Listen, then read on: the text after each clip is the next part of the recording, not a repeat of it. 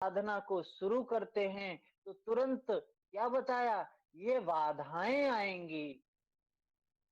पूर्व में भी बताया था, इसमें वैराग्य में, अपर वैराग्य में बताया था वितर्क। तो यह वितर्क जो वहां पे बताया था कि शुरू में वितर्क आते हैं, यहाँ पे बता रहे हैं बाधाएं आती हैं। कौन कौन सी? 9 बाधाएं हैं। व्याधि ज्ञान संशय प्रमादालस्य अविरति भ्रांति दर्शन अलब्ध भूमिकत्व अनवस्थित तत्व। हमने कल इनको कुछ देखा था। व्याधि क्या है? जो रोग है, शरीर इंद्रिय समुदाय से, चित्त से संबंधित जो रोग होता है, यह भी हमारे साधना को खंडित करता है, साधना को रोक देता है। उसके बाद स्त्यान। स्त्यान का मतलब क्या है? कि साधनों में प्रवृत्त ना होने का स्वभाव, जिसको कहा गया अकर्मण्यता। अकर्मण्य हो गया है व्यक्ति। भगवान कृष्ण अकर्मण्य होने के लिए नहीं कहते हैं, मना करते हैं। अकर्मण्य नहीं होना चाहिए, अकर्म नहीं होना चाहिए। कर्म करने की बात कहते हैं। और कैसा कर्म करने की बात कहते हैं? निष्काम कर्म करने की बात। उसके बाद क्या है? संशय। संशय क्या है? अपने शक्ति में संशय होना, साधना में संशय होना, साधना के फल में संशय होना, अपनी क्षमता में संशय हो जाना, क्या है? संशय है। तीसरी जो बाधा है, विघ्न है, जिसको अंतराय कहा है। चौथा क्या है? प्रमाद। योग साधनों के अनुष्ठान की अवहेलना करना, बेपरवाही, लापरवाही, लापरवाह रहना, प्रमाद, प्रमाद करना, वार्तालाप करना, लोगों से मेल जोल रखना, लेकिन साधनों में, साधनों की शुरुआत नहीं करना, साधनों का अनुष्ठान नहीं करना, जो उस लक्ष्य की प्राप्ति में जो माध्यम है, जो साधन है, उनका अभ्यास नहीं करना, उनका अभ्यास नहीं करना, क्या है ये? प्रमाद है। उसके बाद कहते हैं आलस्य। आलस्य क्या होता है?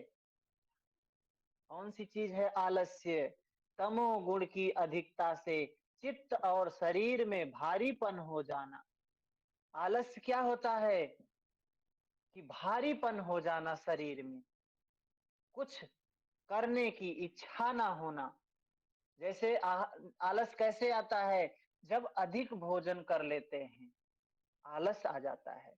जिसके लिए क्या कहा गया है? मिताहार का पालन करना, सजगता का पालन करना। कहा गया है आलस्य निद्रा जमुहाई तीनों काल कै भाई। ये आलस्य, निद्रा, जमुहाई, ये तीनों काल के भाई हैं। काल का मतलब क्या है? मृत्यु।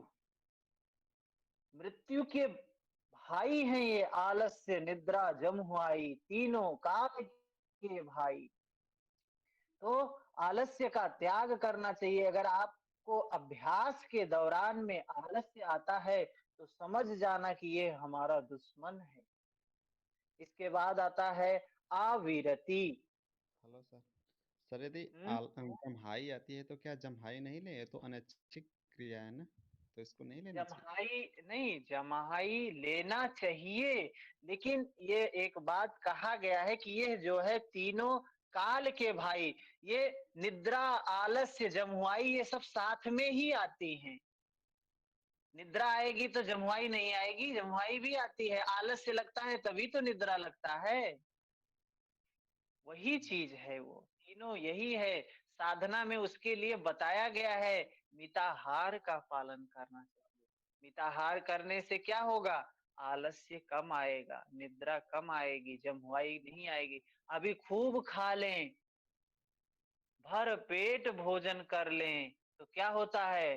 नींद लगने लगती है, खूब नींद आती है। जमुआई आती है, आलस्य लगता है, मन करता है बस लेट ही जाएं, बस लेट ही जाएं, कहीं भी बस लेट ही जाएं, सो ही जाएं थोड़ा सा। ठीक है ना? क्या है? आलस्य। उसके बाद आता है आविरति। आविरति का मतलब क्या होता है?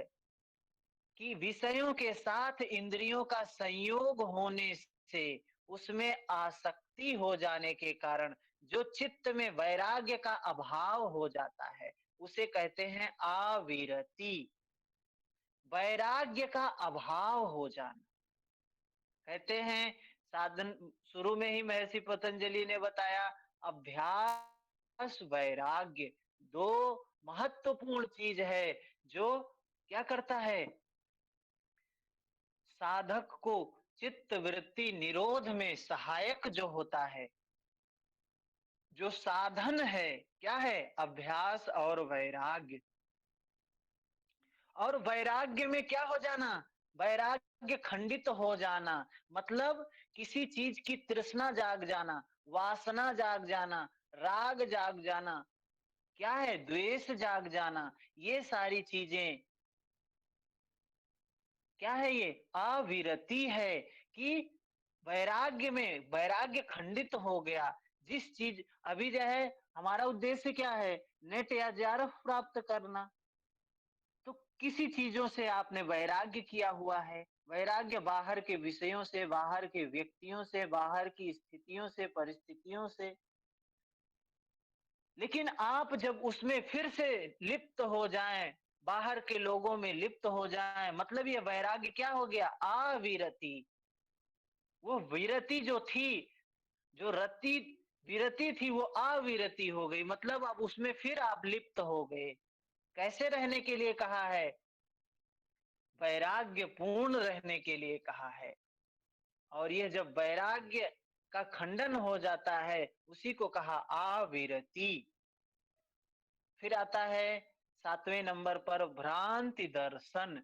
भ्रांति दर्शन क्या है, योग के साधनों को किसी कारण से विपरीत समझ लेना, यह साधन ठीक नहीं है, ऐसा मिथ्या ज्ञान हो जाना। क्या है, भ्रांति दर्शन, मिथ्या ज्ञान हो जाना, झूठा ज्ञान हो जाना। होता क्या है, जब मैं एक बार साधना में गया था, तो एक नया नया स्टूडेंट आया था साधना में। अभी ज्यादा उम्र नहीं थी, रहा होगा 18-19 साल या 20 साल का रहा होगा। तो वो बच्चा जो है, पहले दिन तो आया, खूब उत्साह के साथ आया, साधना करने आए। अब जैसे ही साधना के लिए वो उसको अनुमति मिल गई, अंदर आ गया। फिर अंदर आते ही, अभी शुरू भी नहीं हुआ था, आते ही उसके मन में, अरे नहीं, हमें जाना है, हम ये सब क्या करने आ गए हैं।